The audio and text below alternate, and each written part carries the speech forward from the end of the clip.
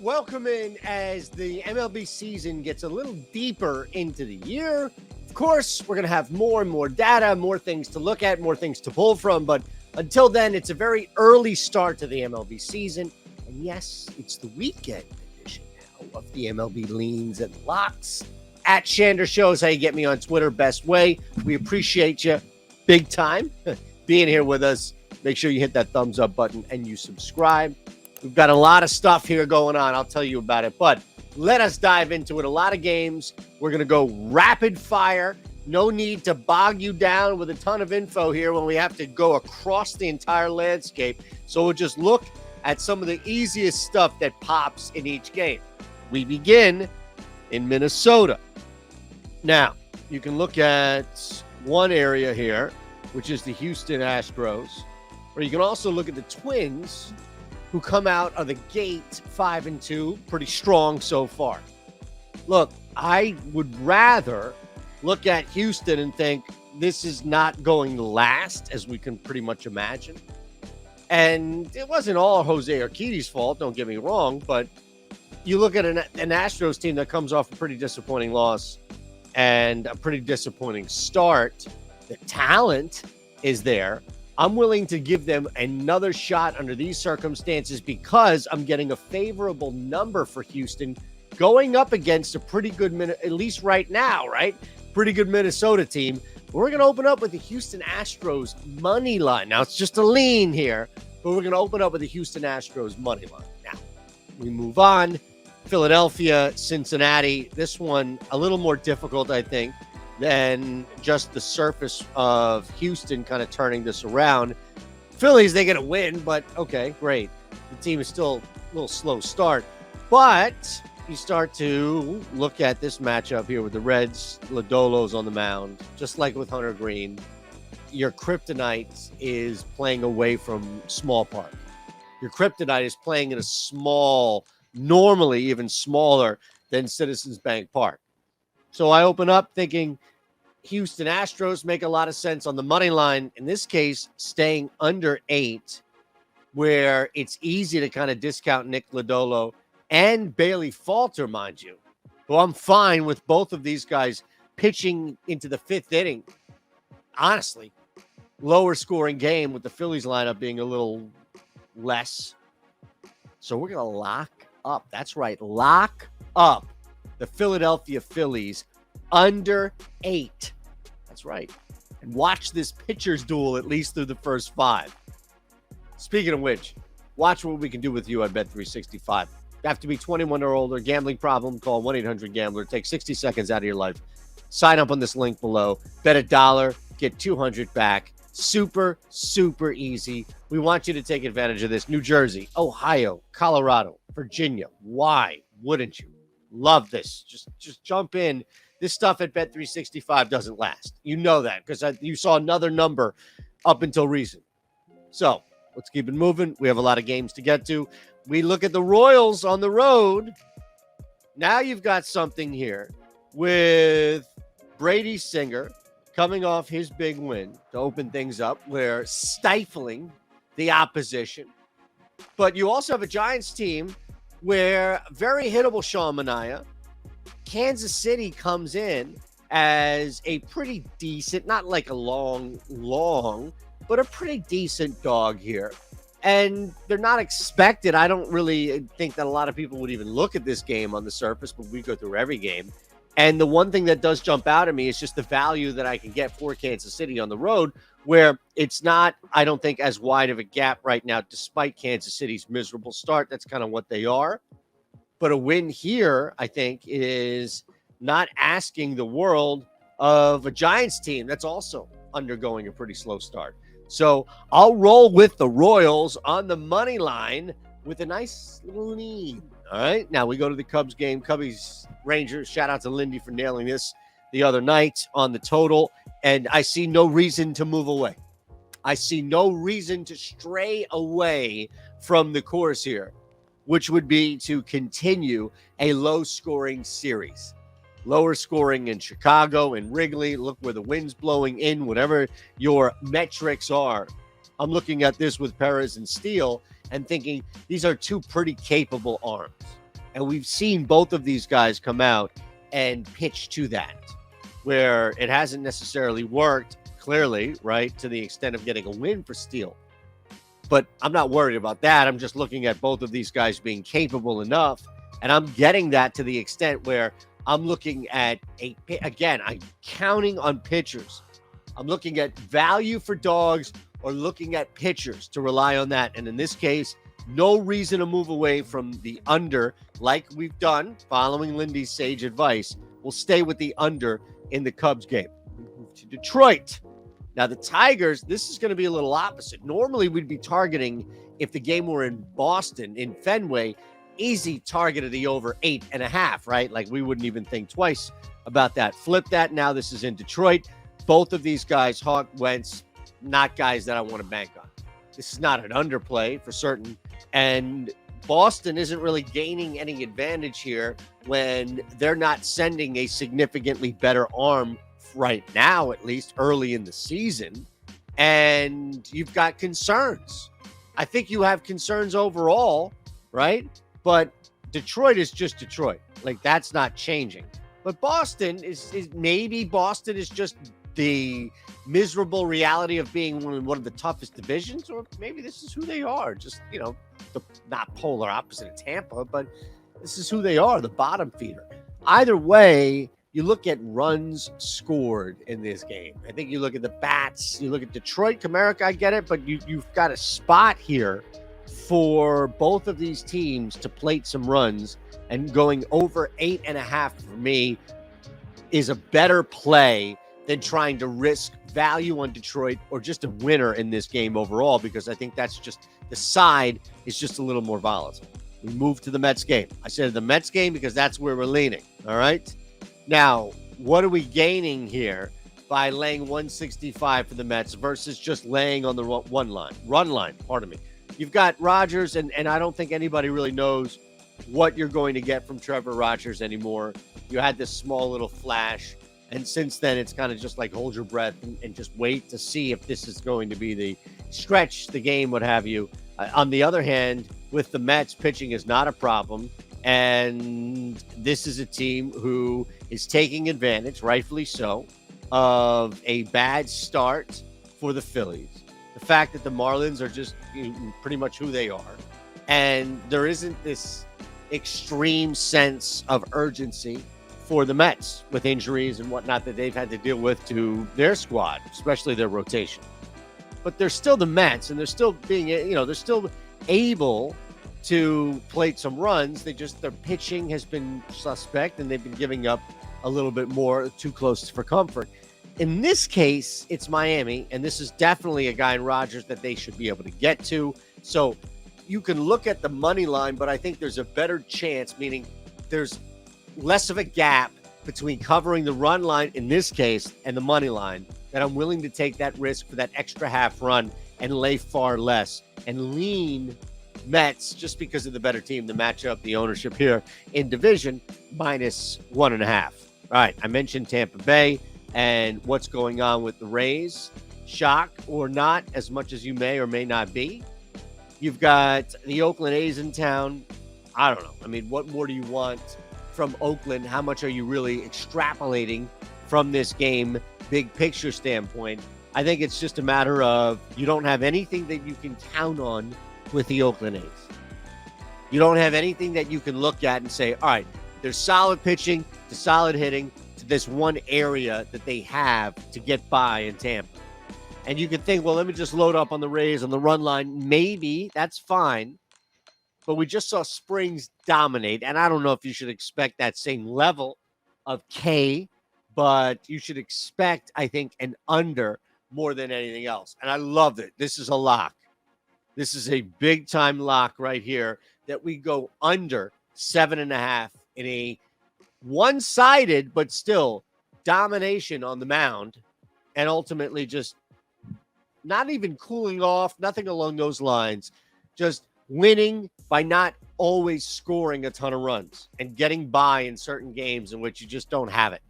And it's not necessarily the opposing pitching. It's just you're down on this game. And it's hard to get up for Oakland. I understand that. We move to Cleveland. This one's interesting because of the expected offense versus the pitching matchup and how both of these guys should be pretty hittable. And I look at this total and I'm thinking, well, hold on a second. We've got 6-7 games left on this docket, and this one doesn't make much sense to me at all. In fact, it's under 9. I at least get that. I'd much rather it be 8, but I still think you can justify going over 8.5 here for the Cleveland Guardians game. And the biggest reason is because of the two pitchers. Gonzalez and Quantrill are walking runs, at least more often than not. These are not guys that are just going to get the benefit of the doubt for me settling in. We know Cleveland is tough as far as not striking out. It's going to be a little bit more difficult here for Quantrill to do anything against Seattle, even though that the Mariners haven't been fantastic. They're still able to plate some runs and at least get on base. It's just not a good combination for these two teams, pitchers. Just not a good combination. It's going to get hammered by all means. So I want you to sit back, watch the fireworks, watch the runs come across home plate, and say, man, I'm thankful that we took the over here. This over may hit 5th, 6th inning. Don't be surprised if one of these guys just completely implodes. I understand implode is this, but it could be this, and then the head flies. Who knows? But I'm going to go over 8.5. A little lean there, but over 8.5 in Cleveland. White Sox, Pirates. This game is disgusting. Pittsburgh at home. You're getting Clevenger, which is fine. He's the difference. He's the only difference. I mean, my God, look at this game. The only real variable that stands out as far as an advantage here, even the line. I mean, it's like plus 110, minus 110. Even the line is telling you that this game is pretty close and that Pittsburgh is gaining just a small little advantage as a dog in value because they're Pittsburgh. That's all, just because of that. And the pedigree that comes with the Pittsburgh Pirates, despite, of course, a 5-2 start, mind you. So they're 5-2, yet they're a dog at home because Vince Velasquez could give up 5 runs in the first inning. That's a problem. Mike Clevenger is not going to do that. That's why I will lean Chicago White Sox, and I'll take advantage of the White Sox now a little devalued. Because why? Because it's pretty clear the Pittsburgh Pirates have opened up the season winning 5 of their first 7, which has now limited what you'd have to lay in opposition. Doesn't mean that the Pirates have turned the corner. It just means that nobody's really trusting that quite yet. That's the biggest difference, right? Like nobody's really sinking their teeth into that quite yet. Give me Mike Clevenger and the White Sox on the money line. We move on. To Baltimore we go.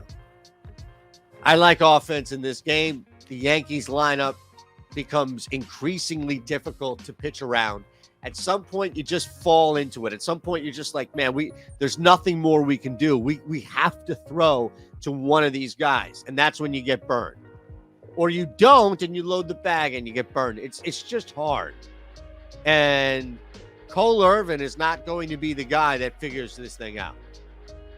Cole Irvin isn't going to be the guy on Baltimore that says, I got the cheat code. It's right here. It's up, down, down, left, right, left, right. I mean, that's not going to happen. The Yankees are going to work a way to create and manufacture or just generate, if it's long ball, offense. And I don't think Baltimore can keep up. And while I'd like to just take the Yankees once again, maybe it's Brito. I don't know what the reasoning would be, but this is pretty close to a pick'em. So if it's Brito that the books are concerned about, I have no issue with them being concerned about Cole Irvin. It would make sense for me to just go over 9 in this game on a lean, and that's where we are in Baltimore. We go over 9. Couple left to go, St. Louis and Milwaukee. Well, we've seen this with Milwaukee, pretty strong start. On the other side, St. Louis, not so much at all. Brewers are dogs at home, and this one doesn't make too much sense. I'm not saying that it's wrong. I'm not saying that, somebody made a mistake. I'm just saying that by the time this thing starts, I don't necessarily believe that Milwaukee will be plus 118. regardless of who you think is sitting and all the other things. I just don't think you'll see that. So I'm just getting ahead of what I think at plus money, the Milwaukee Brewers with Eric Lauer at home versus this Cardinals team who I mentioned, not great off the bat, and starting a guy that got poked around a little bit in Jordan Montgomery. Better pitcher overall? Okay, but here's the thing. So far, I love where Milwaukee is, especially being a home dog. We're going to jump on that. We move on, couple to go. Over 9.5 here. Actually, this is 8.5. It's dipped to it, which is even better. But we're going to go over in the Padres-Braves game. Start to wind down. Nothing really changes, but the process repeats, so I don't really need to repeat myself overall. But we're targeting pitchers here. We're targeting Michael Wacha and Charlie Morton. And we're taking on the fact that these guys, we just saw this with the Atlanta Braves, at least the top half of their lineup for the most part of the game, where there's a strategy to just pitch around Acuna, Olsen.